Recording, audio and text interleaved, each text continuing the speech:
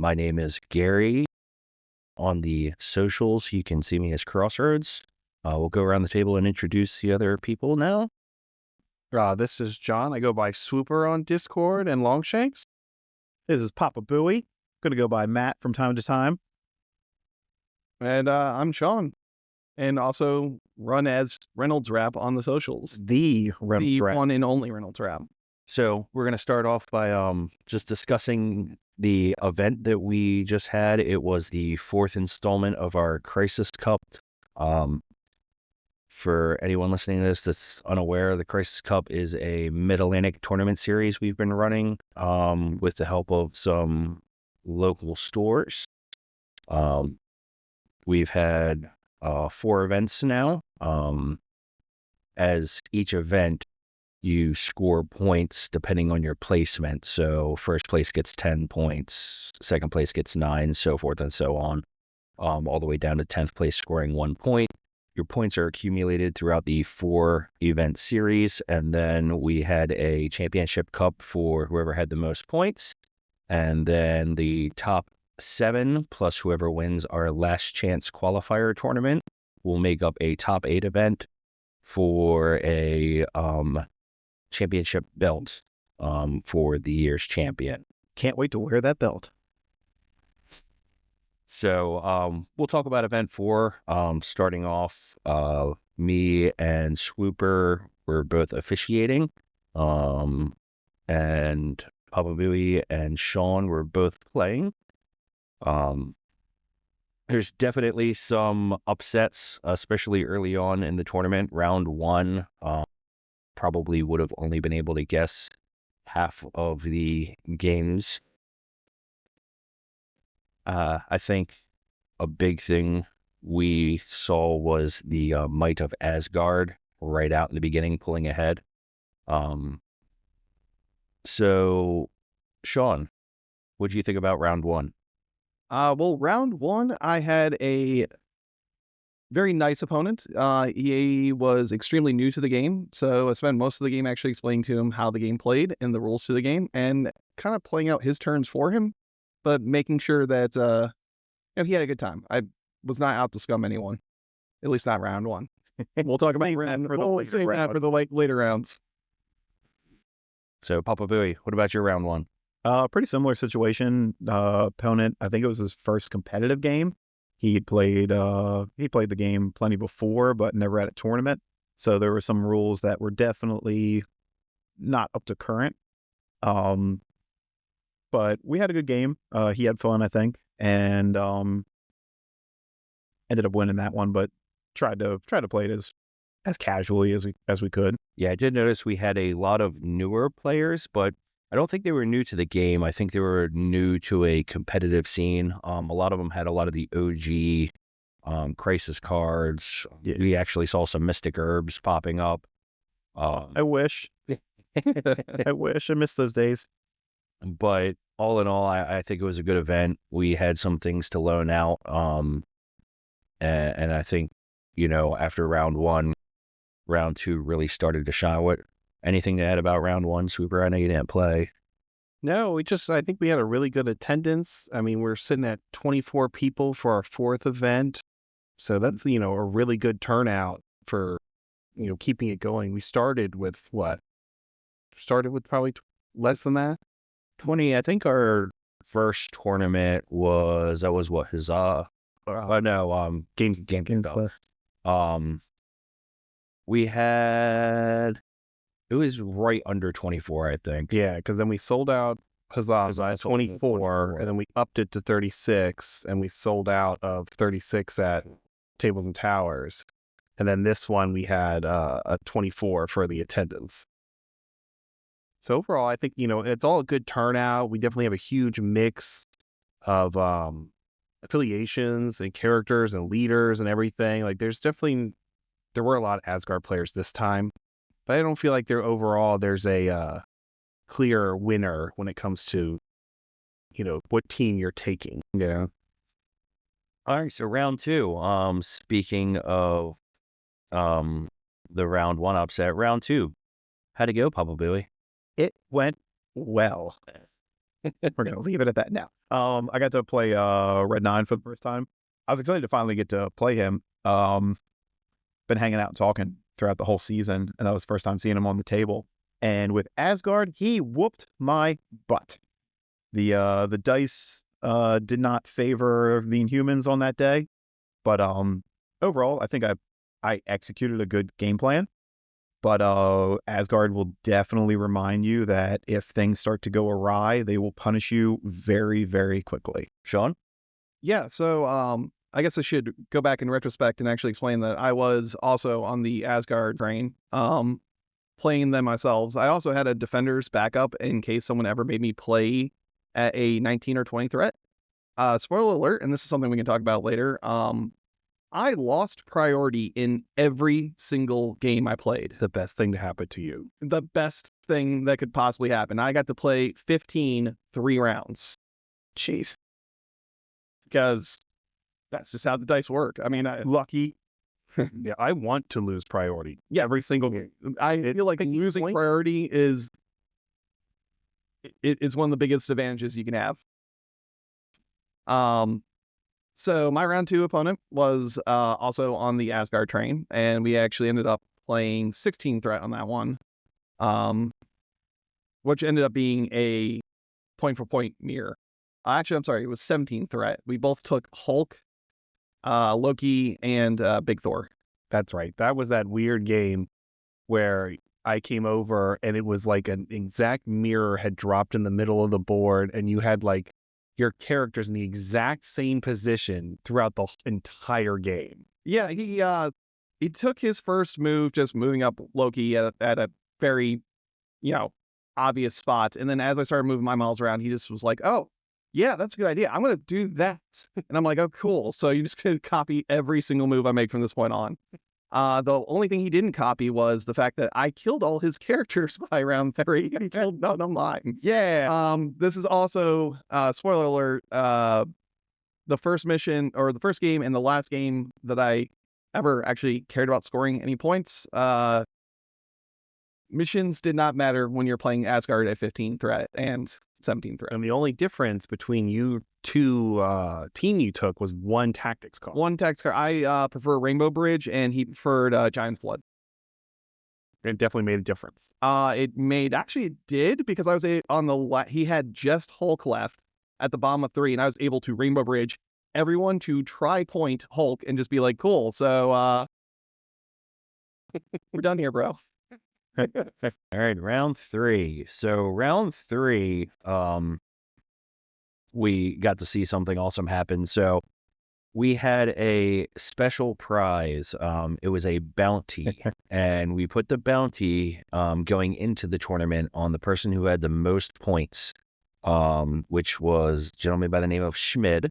He had the most points coming into this tournament. So the bounty was a prize. Whoever beat Schmid for the first time in this tournament got the bounty. Or if Schmid went undefeated, he got the bounty. So in round 3, Spider-Foes Dan from the Nova area was able to take down Schmid playing Spider-Foes against Schmid's Midnight Suns. So that was the big thing I knew happened on round 3. We'll start with Sean this time. Sean, how'd your round 3 go? So round 3, naturally, I drew again into another Asgard mirror. This one actually was a little bit weird. I did get a 15 priority that I could have picked, but I did see that, and I guess we didn't talk on this either. AMG had released that new restricted list update the day before this tournament. And of course, now I have 4 restricted cards in my list, and I have to cut down 2. So because I had the defender swap, I was like, oh, you know what? I really like Gamma. I'm going to keep Gamma. But I'm going to have to drop Brothers in Arms. I'm going to drop Scuttlebutt. Research Station. And I noticed he kept Brothers in Arms and Scuttlebutt, which is a huge damage boost in the mirror. And I did not want to play at 15 because I knew how that was going to go. So I actually chose to go up to 18. Because I had the defender swap, I did have Immortal Hulk in that list as well. And I played Immortal Hulk, Big Thor and Loki into his Big Thor, Loki, Beta Ray Bill, and he took what was his third? Zemo. He took Zemo as the third. And basically, Immortal Hulk is just not killable in that matchup. Though I was wrong on that because he actually did kill Immortal Hulk. He just put everything he did into Immortal Hulk on turn 2, which allowed me to pick up Beta Ray Bill and his Thor. On Beta Ray Bill was on bottom of 2, Thor was on the top 3 because I had activation. Because I only had 2 characters to activate on 2. It was interesting. Zemo does not like catching Bill 4 times in a row, and that's actually pulls up an interesting thing. I feel like he could have won that match if he stopped paying to reduce damage on Bill. Because turn 1, I used Loki's place ability to place Immortal Hulk, then I Gamma Leaped, and I had 2 activations into Beta Ray Bill on the first turn. Both attacks went into him and threw him into Zemo 3 times, which dazed Zemo on turn 1. And I did that again on top of turn 2 before he totally wiped out Hulk. But he kept on paying to reduce every single time I threw him. And because of that, when he did his Brothers in Arms turn, he had 3 power on Beta Ray Bill, which only allowed him to do 1 spender attack. If he didn't pay to reduce, how much health would he have left? It wouldn't have mattered because he was getting dazed that turn either way. He should have just taken it, started the next turn with 8 power. He could have taken out both Thor and Immortal Hulk with just him. But because of that, he had to put his God Hammer into Immortal Hulk. Then he had to put his regular builder into Immortal Hulk. Then he used Scuttlebutt. And that he had to use all 3 of those cards just to take down Immortal Hulk, which Immortal Hulk at that time only had 6 health left. Oh, I see what you're saying. To keep the power from when he flipped. Yeah. So instead of spending the 1s to attempt to, kind of mitigate it on your healthy side, you should just You're going to just accepted it. And then that way you have more power on your other side when you get injured, so you can Brothers in Arms and do your spender. Yeah, and it's a total 2020 situation, right? But it's just not always right to activate every ability just because you can. Yeah. But if you failed to daze him by 1, then it would have been great use of power. I guess. I mean, this is neither one of us are going to try to play the mission. I mean, spoiler alert, the end score was 16-0 in my favor. Like, we did not score any points. I actually technically scored 3 points, but the other 16 came out of just tabling them. I mean, personally, I would have just taken it and then had the power to juice up and then daze all of his characters on his turn. You get 16 for tabling? Now, It's AMG's actual primer for tournaments. But still only 14 for a concede. Yes. I don't think you should get That's weird. 16 for tabling. I think you should get whatever you scored. If he scored 0 and he tabled him and he won, you should get 0 fucking. I think it actually should be the other way around. I did have 3, thank you. Well, then you should get 3. I think if you table someone, you should get 14. Your opponent concedes 16 flat. That way they can't manipulate anything. Yeah. Only you can control the tabling. It's true. But then I guess at the same time, the conceding part, let's say we're playing a game and I'm going to not table you, but I'm down in points. So it's a really low scoring game. It's 8-7. I'm going to win on 8. You concede. Then my score jumps to 16. So you can manipulate both ways. So either way, it's bad. Yeah. I think the main reason why they have it at 14 is just because if you come up with that situation where you're like, I hate this guy, I do not want to play against this guy, you get paired into that guy and you're just like, you know what, I don't even want to play this game, I concede. Right. That's not giving the player that you don't want to play against extra points just because, we'll just say in the situation, the person is a douchebag. You don't want to play the douchebag. They should not get rewarded for it. Yeah. Well, I think that's why they kept it at 14 too, was so you weren't scoring out. So if it did come down to victory points, you were going to be down, most likely. But I don't think you should get a full 16 for just tabling the other opponent and not playing the scenario. I think you should just get whatever you score. That's my opinion on that. If you lose in tiebreakers for victory points, well, it's strength of schedule first, then it's victory points. Yeah. And it's I played the game a little different and I scored points rather than just rolling dice and hoping to. I don't think any of our events this season have gone down to points scored, has it? This one? Yeah, last tournament we had, because I was in 3rd because of that. Or 4th. I lost third Oh, place yeah, with yeah. Rikers last. Oh, did you? Okay. Because of points scored or because of We had the same Right, strength okay. schedule. Oh, okay. Identical. The tournament I just came out of PA, I won because of victory points. Oh. Me and the Oh, other I didn't see that. Yeah, I was had the watching same exact strength of schedule, but he was playing a very low scoring team and I was playing Shield. So I had a lot of points. Yeah. So that's what topped me out over him. all right, Papa Booey, how'd your round 3 go? 3 was against a dude named Gurn, and that was one of my most fun matches I've had in a long time in a tournament. He was playing Weapon X, and it was my first time playing against Weapon X, I think, at all, even casually. And we went 17 threat, which is admittedly like my most uncomfortable points value for me to play. Just not, my list just isn't very optimized for that.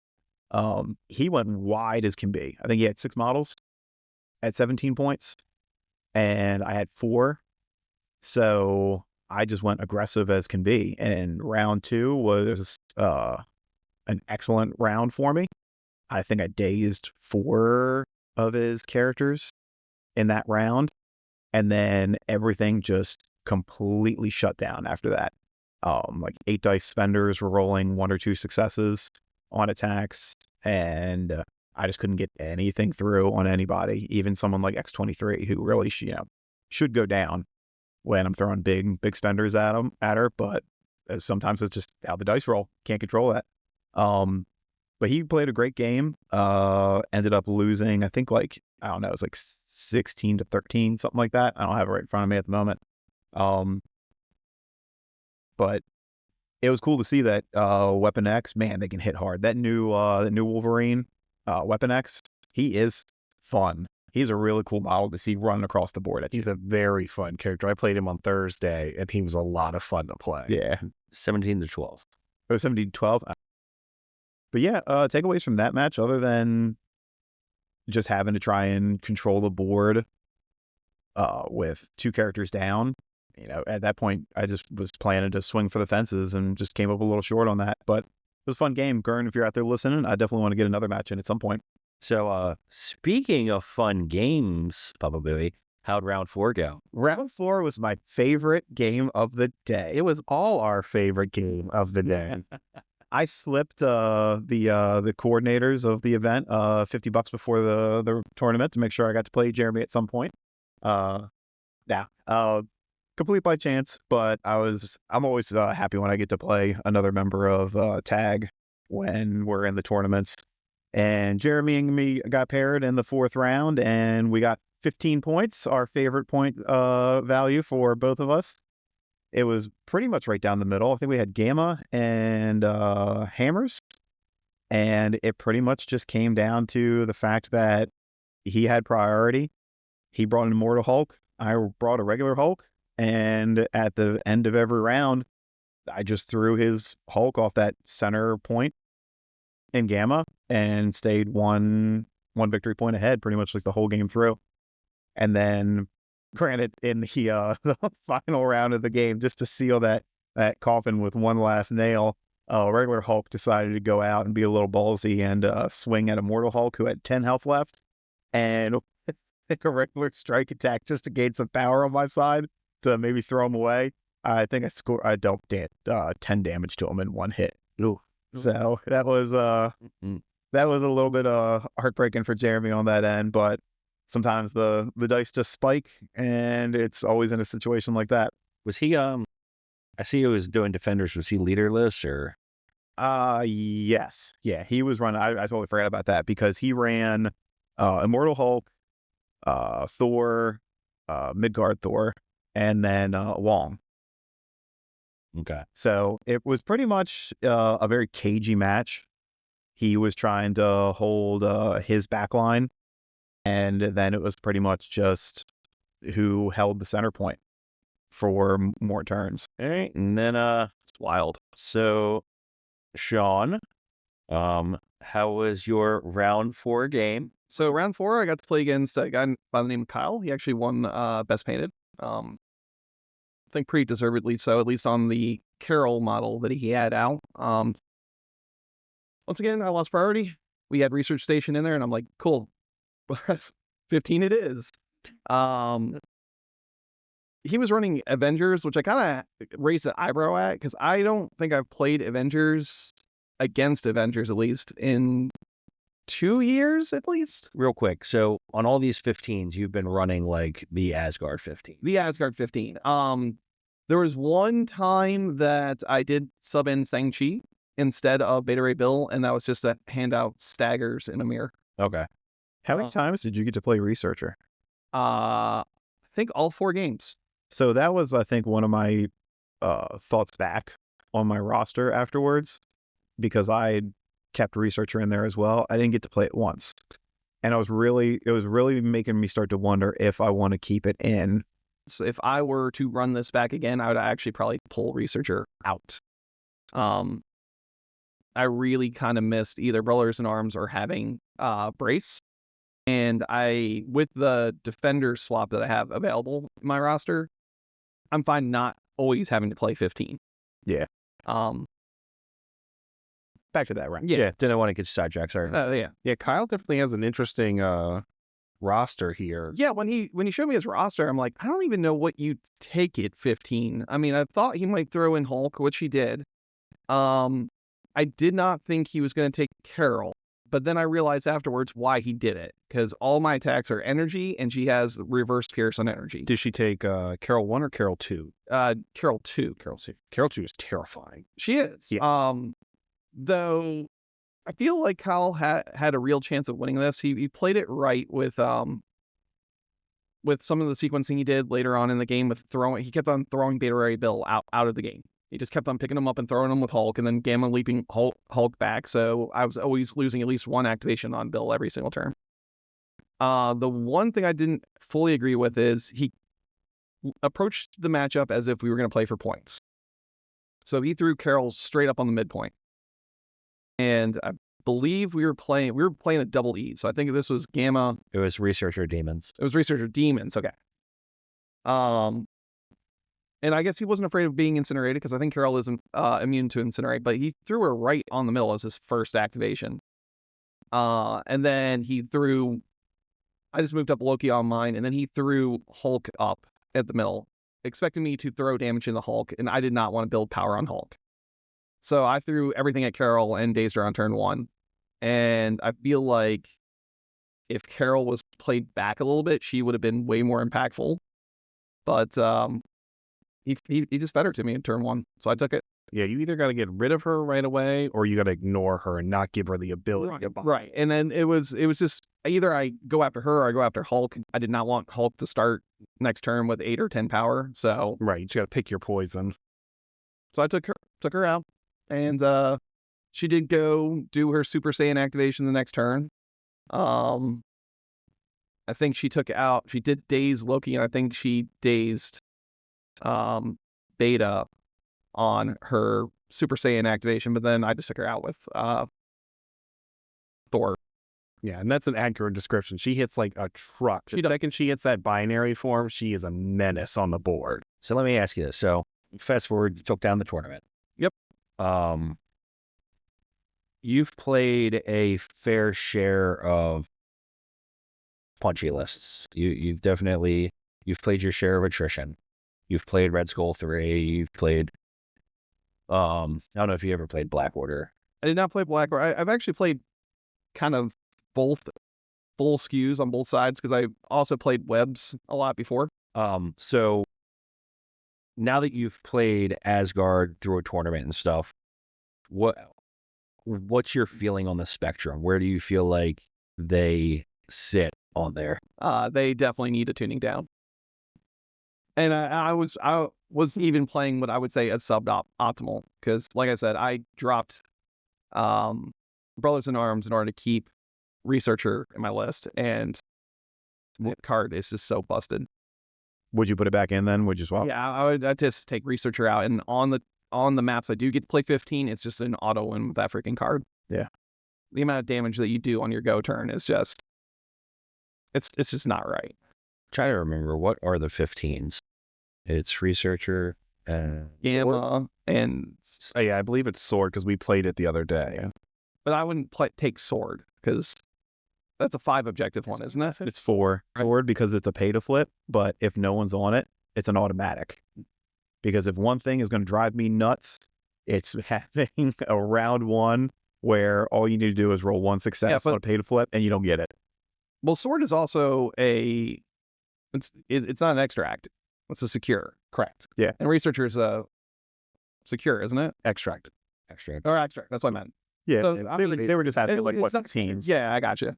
So there is no other 15 extra. So with that, and we talked about earlier, we brought up the restricted list being in effect the day beforehand. Do you think by playing, this tournament with the restrictions, that's not enough? That is definitely not enough. Like I said, I could have tuned it more. And I definitely do like having the swap in there. I don't see a lot of dual affiliation in the Asgard builds. They just kind of go, I have big Asgard and then I have wide Asgard. I always liked having options. I do think that the way I was playing it, the Defenders swap is kind of my style for it. But if you're going pure Asgard, maybe you do want to keep Researcher in there. But the way I play it, I can play at other threat levels other than 15. I feel like they're one of the easiest factions to dual affiliate with. Because you just keep You only need your 3 core. you That's keep it. your Yeah. 3 core for 15, and if you want to play Asgard, you can add people from there, or you can play you have 7 other characters to play a different affiliation with. So like if Defenders is obviously an easy one to pick because they'll have a core too that'll just stick with it. Then you add in Thor, you add in Bill, or you add in Loki. Probably play Crime would be a really good one too, because then you could just throw Loki into your Crime. Yeah. But the fact that you literally just brought that up is exactly the problem with Asgard and why they can't Because continue Loki to and, exist the way Loki and they Bill both like crime. So Yeah. And I did take Jane in my roster just in case anyone was actually playing Shield, because I just think her 2 damage on a single wild to everything that wants to cluster up is really that's good. nasty. Of course, I did not get to play against the Shield because John had to drop out from the tournament. Took Jane just for me. Yeah, I did. And honestly, that surprised me round 2, because when I looked over at Papa Booey and Red 9 playing, and I saw that Red 9 took Jane, I believe me and Swooper were like, oh, that's The first thing on my mouth was, oh crap. I thought he was done at that point. I won't lie. Turn 1, the roster he took and the moves he made in turn 1 or round 1, I was elated. I was so excited. I thought I had it in the bag, and I had a game plan going into it, and it did not work out. He's got that experience. He played Asgard all at Nova, and he made it, to the second day for Nova and stuff. So he knows what he's doing. yeah, you should. Well, I haven't seen Jane get played very much, so he knew what he was doing. He got it. Yeah. I think her leadership is it's too weird. Yeah. If you want to be within 2 to attack, but not within 2 to defend, that's really just kind of counterintuitive. Yeah, I will say I think like of that team he took in that game in particular, the leadership was probably the least influential part of that lineup. There were so many times where he didn't get to use the defensive reroll, and he didn't even get to use the offensive reroll. I mean, she does slap. I mean, she is a 5 threat. She does hit. Yeah. She's not a great leader. No, I think the leadership is the weakest part of her card. It's hard, though, to compete with Principal Eyes. And that's the hard thing about it. It's you're comparing him to him. yeah, I don't think there's much of a comparison. Yeah, some are just better than others. You look at Crimes the same way when you're taking, Kingpin, and it's like, do I take Kingpin or do I take Claw? Yeah. I think Claw's fun. Or do you take MODOK too? Yeah, well, exactly. There's some, Or Shadowlands. yeah, some of them are just, it's unfortunate. Cabal, are you ever going to take Sin's leadership? God, that No. you're not going to put her on the table. I just like to have an option of which leadership do I. You will get, I'm pretty darn sure with that box, you're going to get 2 leaders. Like Avengers with Hulkbuster. It's I like Hulkbuster's leadership. it Does ha- it get played? it has No. but I like it. Place. Yeah. If you're playing the right opponent, it's good. Well, right now is the time to play for the right opponent because Asgard's everywhere Yeah. and his leadership just so happens to be pretty good against Asgard. I mean, that's fair. Yeah, but I think then if it was the opposite way and it was just like, let's say, Shield or X-Men's running the table where they're just doing a lot of death by 1,000 cuts, then yeah, Hulkbuster's leadership's unfortunate. Yeah. But you're also looking at Avengers, who has a plethora of Yeah, leadership. yeah. Steve 1's really good. Sam Wilson's really good. I think new Steve 3 is really good. Yeah.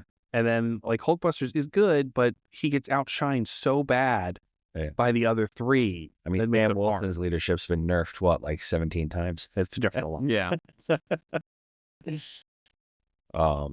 What do we think about, so we're talking about the restricted cards. We've talked about, the 2 that affected Asgard and Brothers in Arms and the Researcher. What about Fallback? Think there's been any effect of Fallback being restricted? I mean, there was. So John throws out that group text on Friday being like, oh, by the way, AMG just updated their restricted list. Hopefully it doesn't impact any of you too much. I'm like, yeah, it does.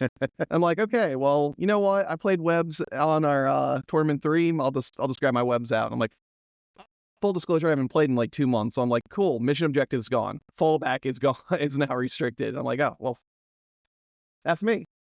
I can't even just like grab webs out of the closet and be like, let's run with it. I mean, Fallback is not, it's good with webs, but I don't know necessarily if it's their staple. It is in the way that I run webs. I run mine a little bit more aggressively than some people. I think it was odd that Fallback like either didn't get rotated or didn't get restricted earlier. I mean, Fallback's amazing. It is very good card. Definitely. And it's always been good. Oh, it's not like hey, it just magically got better because of an affiliation. That's actually like a double-edged nerf, though. They went after nerfing Asgard in that update, but then they nerfed the card that is anti-Asgard. Yeah. Like, why would you restrict a card if you're trying to make Asgard worse? Yeah. I think it was a broad stroke. I don't necessarily think Researcher and, Brothers was definitely aimed at Asgard. I don't know if Researcher was necessarily aimed at Asgard. Well, Brothers was just unfortunate because Brothers in Arms came out before Midgard, a hero of Midgard. So it was meant to be played with the original Thor in mind. Well, we see that a lot, though. Yeah. Look at the Ultron card. Look at the... To that point, though, they banned the Ultron card. They were just rotated it out. I don't think Brothers in Arms is that devastating. Age of Ultron was on a whole nother level of like, Jesus. Yeah. Yeah.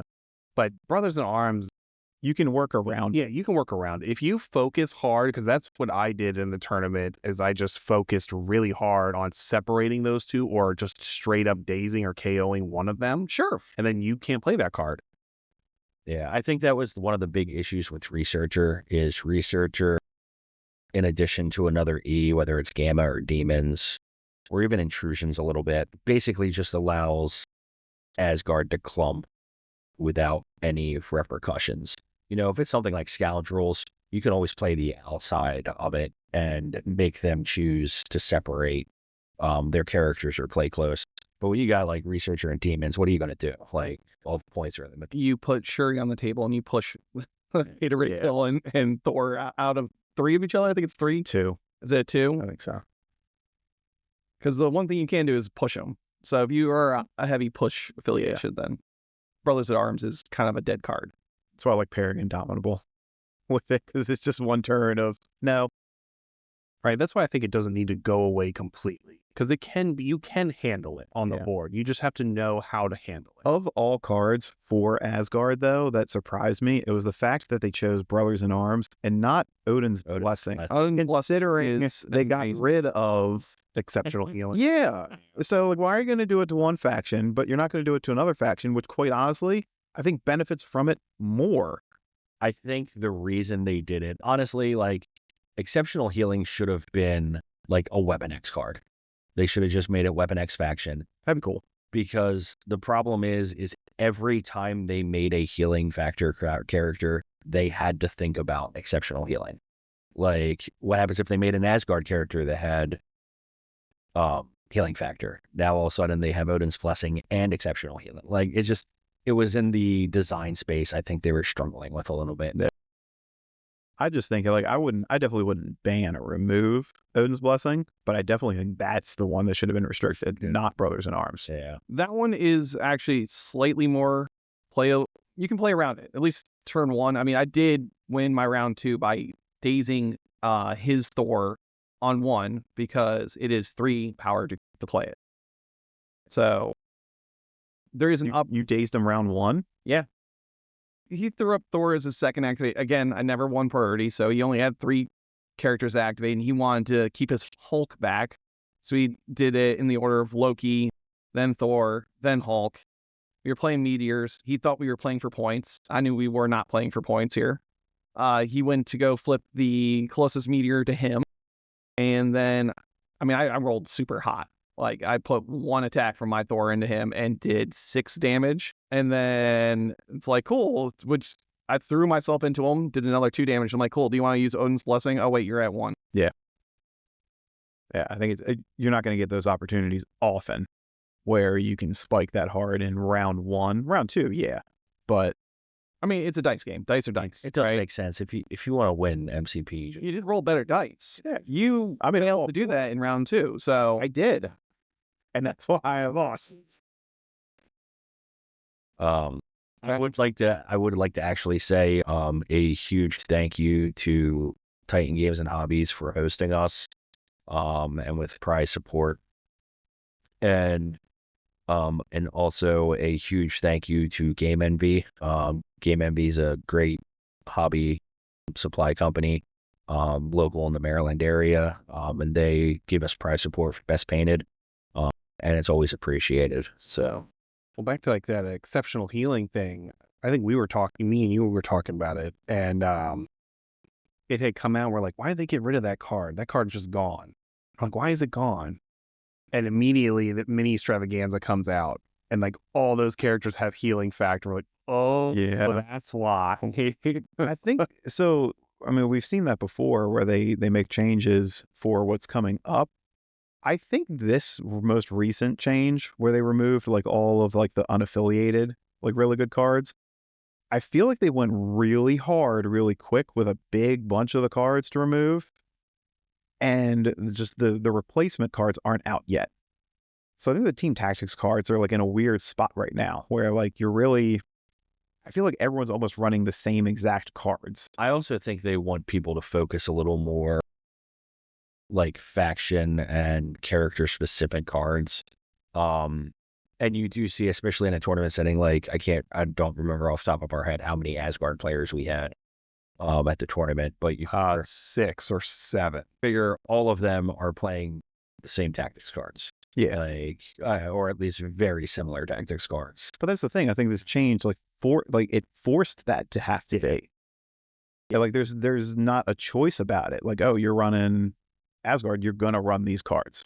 I think that's kind of what they were trying to go for, though. I mean, exceptional healing was good against every affiliation that just had. You didn't even have to have a character in that affiliation.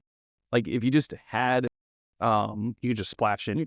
splash any healing factor character, and all of a sudden that card is really good. Yeah, and I think what they were having was like everybody was playing the same 5, and they were just the same 5 unaffiliated cards, and like every person playing every list was using the same 5 cards. We want Asgard using these because we want this identity in that.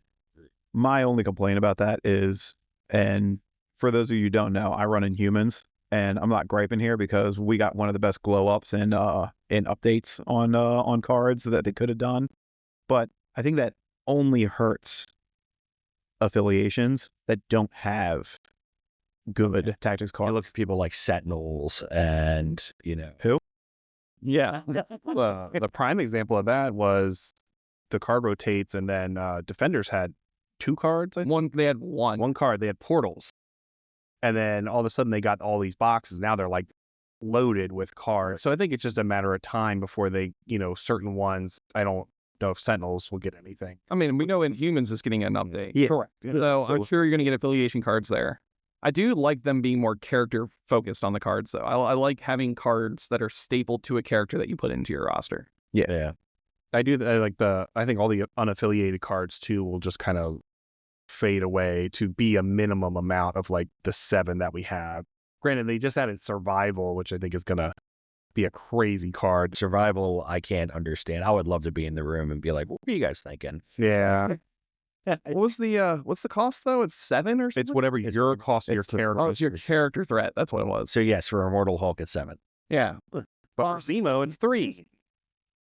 Yeah, just like Yeah, so when they kill your Zemo and you flip him, and he has 10 power on him, and Thanos is standing there ready to add 4 dice to him, and you're like, man, I gotta take Zemo out before he smacks me back. Guess what? Not gonna happen. That's when Namor wrecks him.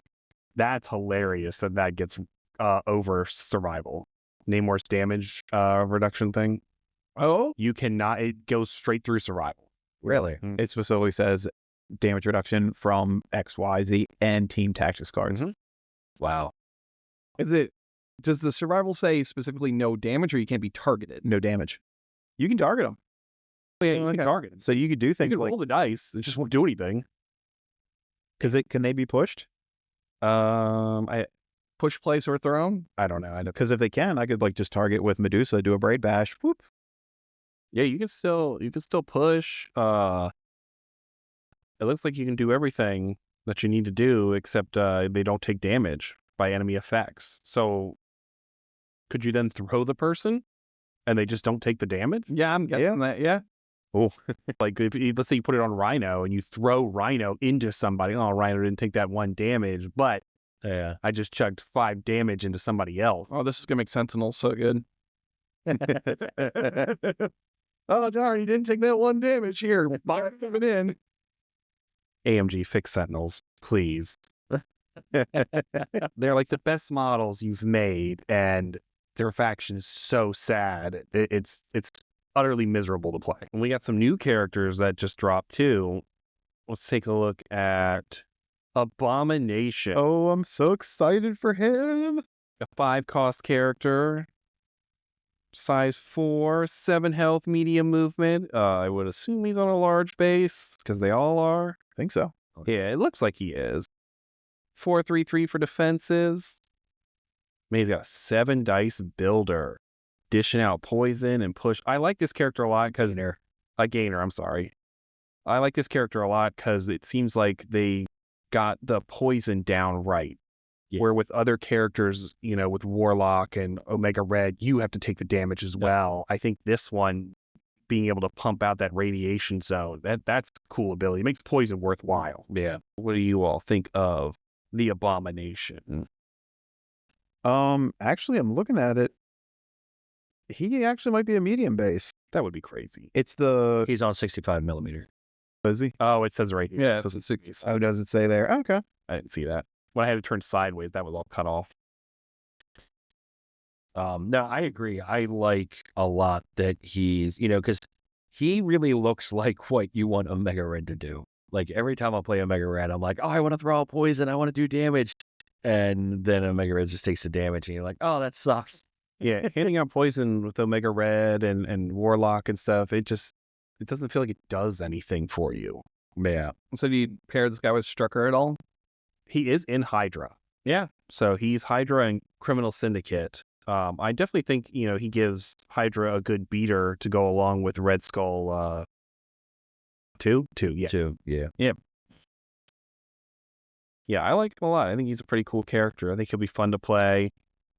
His cards are crazy. That Modoc card, It wants to spend 5. It's 5 power, isn't it? it Is, but it's worth every. It does 5 damage, throws him medium. My only complaint is that it's on Modoc's turn. Yeah. Yeah. If it was If just it that, was on anyone, yeah, it- but then it would probably be busted. insane. Yeah. It would be. And it is nice that it's both Modocs too. So you can play the Oh, 5 yeah. cost or the 4 cost Yeah. one. I think the wildest thing on him is that long throw again. On his terrain throw, yeah. Yeah, both him and Thor having that. That's just nasty. Yeah. Well, You can be crazy. You can be a sniper now. Like they can do more reliable damage than Silver Sable at long range. I also like that The real sniper. everyone he gives poison to with that ability loses a power. Right. It makes poison so much better. Like it stands out. I like it a lot. Because poison's already going to sap your power in the beginning of the turn. So also making it take the power there, like you can really start starving people's power.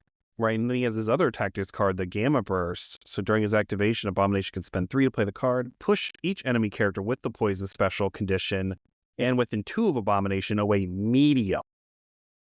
That's huge. He's on a big base. Any characters within 2 of him with poison, you push away medium, and they take a damage. I hope he gets run in like everywhere in every list for a little bit, and then I actually get to benefit from the Inhumans all being immune to poison. I have to think Finally. that the whole time. And then I'm just like, ha This So- comes up. I mean, do you just generally ignore him? He doesn't gain that much power if you're not attacking him.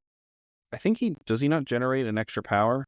Only when he takes damage. No, during the power phase. During the he power already- phase. Oh, does he have another one? He generates extra power from taking damage, plus he generates an extra power during the power phase. So each turn he gains 2. Then he has a gainer, so he doesn't even have to do. But they're flat ones. Yeah, but if he whips, he still gains. Yeah, that's true. Plus, if he takes damage, he gains an additional power. I'm just saying his superpowers are ones that you really want to use, and both of them are 3 costs. Yeah, but you're gaining 2 power a turn. And you only need to do strike an attack. once, and even if you whiff, yeah. So if you're within 2 of somebody, you're punching them, gaining a power, spending 3, doing your poison burst, or doing a throw. And then next turn, you gain 2, you attack once, you can do it again. Like, he's not going to be able to do everything every turn. No. But I feel like if you're going 1-on-1, you got your throw. If you're in a group of people, you got your Gamma Burst. He's also moving medium compared to the other ones like Hulks. They move slow. Yeah. So moving medium's huge. Like Ghost Rider moves medium. Yeah. And he's all over the place. He's Yeah. best boy. In his box, you're also going to get the Wrecking Crew, Yeah. which is what I'm super excited about. Agreed. I was very surprised that they were all put onto one base. I thought that was neat. It gives hope for a lot of other characters in the future. Oh, it's under the.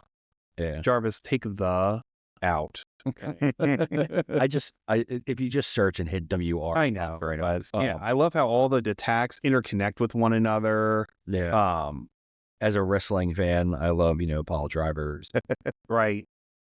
Yeah, he seems like a lot of fun to play. I think they are set for Crime and Cabal is who they will be a This part. box makes me really excited to play Crime again. Yeah, these are definitely 2 great additions to Crime.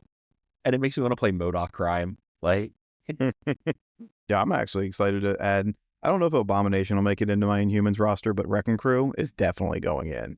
I just want to pile drive and then suplex somebody. So Yeah, I definitely want to find room for the Wrecking Crew in any list I play. I think there'll be a lot. put him in Shield with the Howling Command. And they're going to be super fun to paint. The walls and having different. Hop on each other. Yeah. Yeah.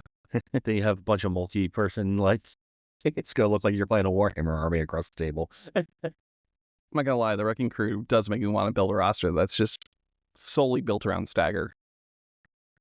Just Wrecking Crew, Shang-Chi, let's throw a Black Hat in there. Luke Cage. And then You can kill me, but you get one chance.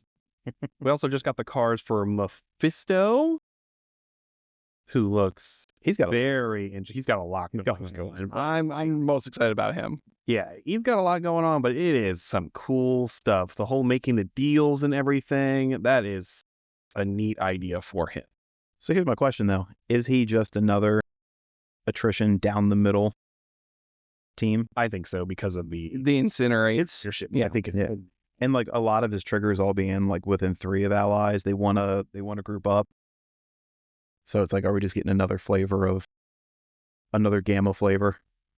Yeah, it's weird because it almost feels like a another, like, it's the leadership where you can take anybody you want, but for this one you want more attrition pieces versus like with Hellfire Club you're taking those steely scenario pieces. Oh yeah. So, quick question. So, Sean said he wanted to make a crew of all people that can do Stagger. Out of everyone in the game, how many people can do Stagger? 14. No, there's like 170 characters. There is 198 characters. Oh, jeez, they've 14. Wow. All right. Papa Bowie says 14. 36. Super. No, that's way too high. I'm gonna. I'll even go the really low end. I'll go with 10. Well, you're way off. Sean says 10. Sean's off. The correct answer is 33. Wow, that's a lot more than I thought. All right. Did you look this up beforehand, John? No, I didn't. I have I'm sitting on Mephisto right in front of you. I'm just, it's always more than you think because you're not adding in a lot of characters that never see the board that have stagger. Yeah. Well, some of the staggers are also so hard to pull off on some of those characters. I'm talking about like guaranteed staggers. Ursa Major. Oh, that poor teddy bear. So do we think Mephisto is going to see the table and he's as a splash? Or will he be a leader and this will be a new Hellfire Club situation? I think it's gonna be a Splash affiliation, to be honest with you. Yeah, you don't think they're going to use his leadership? No, I think they will splash him solely so if there is a threat level that doesn't make sense, they can just be like, you know what? His affiliation. Now I'm hating on Incinerates. Yep. Crazy.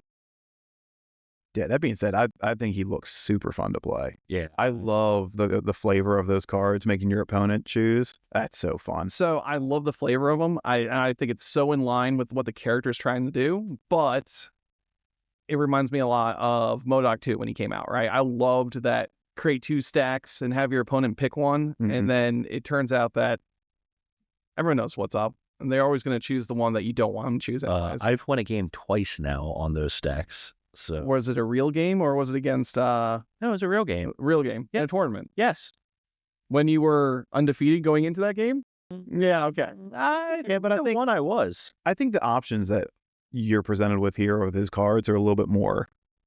The one I was thinking of is the one where it's like, oh, okay, I dazed your character or KO'd your character, and you can choose to not have that happen, but then I get to go up to 5 Devil's Steel tokens or whatever they're. Mhm.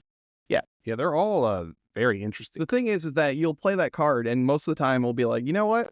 That character's just dead. That's fine. Because even if I unkO that, no one's going to play that card on the first attack.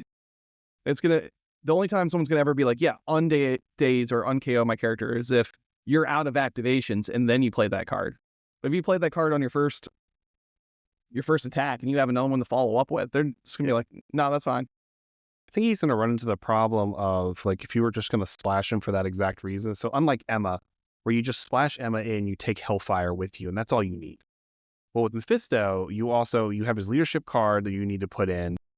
Plus, he has 4 other cards that are really decent to use with him. Are they high enough of an opportunity cost to make you want to take them in the case of a splash? You can build a total affiliation around him and just go tall with it.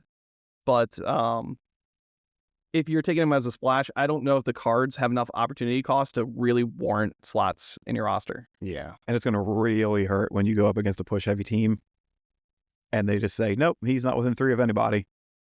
That's true. It's going to really hurt. The main reason I'm not going to play with him is because I'm really intimidated on painting him. I knew that's what you were going to say. Lord. You don't like red? I just all red. Yeah, just get your eyebrows down. Fading and everything. That's like Boom, boom. I mean, it's better than like yellow. Yeah.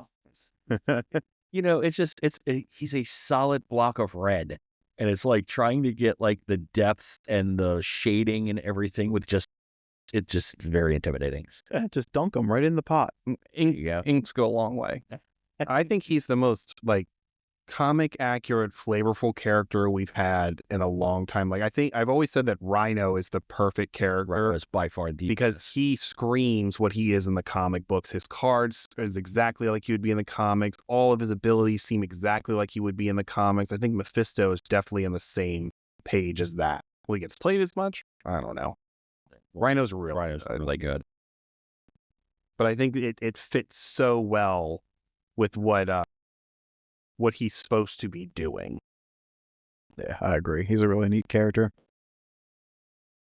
So is there any other? It's only 3 physical defense. I mean, I'm excited That's to get kinda Dracula on the table. The monster mash. Dracula just looks fun. Yeah, Lots of stuff to do. That still feels like a weird pull for me. I want to try to use them. The fact that they're bringing in the monsters. There's so many characters that they could bring in, and they're bringing in them. Dracula makes a ton of sense because he's in a ton of comic books. I do think Marvel does have the monsters that they have or made comic books. They had like their whole horror movie run and stuff like that. Werewolf by Night, I totally get. I think Encanto is a little bit of a reach, and I think Frankenstein is a little bit of a reach. I hate that mom. You love the vest. I did The vest, man. awful pose. Like, why did we reuse the same pose from original Hulk and just put a vest on him? If they wanted to go that deep and they just wanted to pull out these characters so they were releasing around October, then why didn't they go all the way to Sabrina? Well, they're not releasing in October though. But they're previewing them in October. Yeah. Oh, Sabrina, Yeah. the Teenage Witch. Yeah. It's not Marvel. There is a crossover on because she is an Archie comic, and there's a crossover for Sabrina versus the Punisher. There's also a crossover for like when Marvel fought DC. It doesn't mean that Superman's going to be in. But they actually do own the IP for Sabrina. Can we get the In this case. Xenomorphs in here? Right, exactly. We had Predator. Well, they now own it. Yeah. Yeah, Oh. they do. I just want to use the Mummy's card. Area 3, 10 dice attack, Mystic. Yeah, Jeremy played that one game with that faction. He said the Mummy was his favorite one. He seems like he's probably the sleeper out of that group. Yeah, A lot of people are excited about like Werewolf by Night or you look at Frankenstein's monster and you're like, oh, he's got some good stuff. I think the Mummy is definitely the one in that group that's like you should pay attention to. Yeah, because He's going to be a problem. he's what, cost 3 and has damage reduction 1. Mm-hmm. But he has That's not too bad. his defenses are low. But yeah, he does have damage reduction because I think he has 2 for energy defense. Oh yeah, the typical. Yeah, man. Good thing there's nothing in the meta right now that's super hazardous towards energy. It's true. He'll be fine. So coming up, we have last chance qualifier in November. November 16th is the plan so far, right? That's Saturday. Yeah, Okay. I think. Whatever Saturday is close to November. That is the 16th. And then after that, we'll be Down to our champion. championship. Oh, I can't wait. Maybe I'll finally get to play Reynolds Wrap again. I got to win the last chance qualifier. I think of the last time we actually played in a I tournament. think it was the January one, or like it was Westminster before the circuit. I think we were. Did we play in this? No, we were going to play in the 2 Scrolls 1 Cup, and then we had to Yeah. force drop. Oh, that's true. Yeah, then we played the non-official championship round here. Yeah, I don't remember how that. Yeah, I do. I don't recall playing that. I do. Well, you know, Remember too. there's only one tag member that's undefeated against all the other tag members in tournaments. And he doesn't like to bring it up. You guys are gonna have stiff competition though in our top 7. Schmid is in there. We have Wyatt with his crime syndicate. He's been cleaning house. Dan and his spider foes who just won the last tournament. Or no, he didn't win. I'm Yeah. sorry. He got second. He got second. Yeah, last tournament. You don't count. No, don't count. So yeah, you definitely have some stiff competition in there. That's gonna be cool. I like that whole lineup. I'm excited to see who's gonna be number 8. There are plenty of people Hopefully, ready. Oh, you're playing in this one? I have to. Unless there's an odd amount of players. Yeah, Who's running it? Me. Are you running it? Mhm. Yep, we run it. It'll be out of Tables and Towers or Bazooka, depending on what they feel like that day. all right. I don't have anything else. Does anybody have anything? Nope. No. Till Right. next time. Well, this was the first episode, so hopefully you've liked it, and we'll keep it going. What did your son tell you you're supposed to say? Oh yeah, you got to do the You speed. gotta hit that like button. If you like what you hear, make sure you like and subscribe. Follow us on all the socials. All right, well, we'll see ya.